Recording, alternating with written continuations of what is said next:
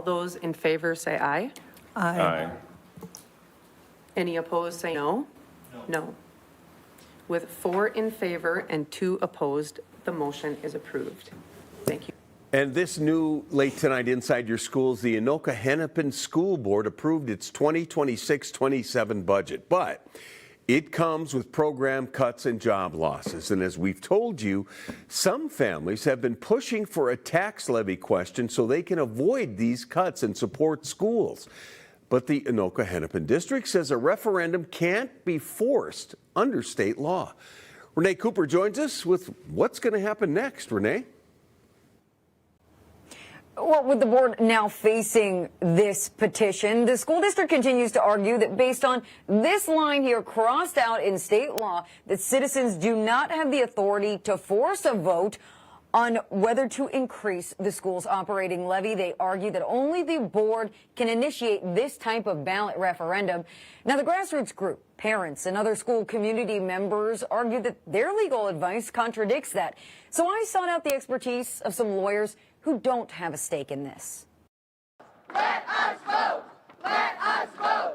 Let us vote! School community members celebrating thousands of signatures that they say complete a petition in hopes of forcing a ballot referendum in November to let voters decide on a tax increase to keep what they say are critical positions. I am providing notice of our intent to file a petition with the district. Can citizens petition for a vote on a school tax levy referendum? They can petition, but it's not legally mandatory. As legal studies professor David Schultz explains, if the school board proposed the tax increase, citizens could force a vote to challenge that.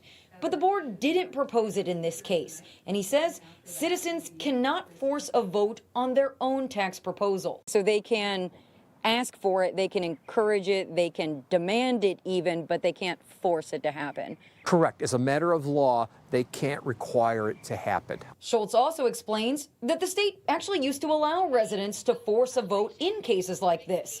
That changed just in the last decade. As Schultz says, school board decisions became increasingly politicized. But he says this isn't the first time questions have been raised over whether that line should have been drawn. For many, they're saying, well, if they're going to raise taxes, it goes to a vote. But what if, say, they're not going to spend? What if they don't want to make spending, or if they're going to make cuts? Shouldn't we also have a choice in that matter, too? Now, whether or not that was the right answer to be able to change the law, I leave that to others to make that decision there. So if they decide against putting it up for a vote, what's next for the group? We will cross that bridge when we get to it. We came here tonight expecting them to say, okay, let's do this.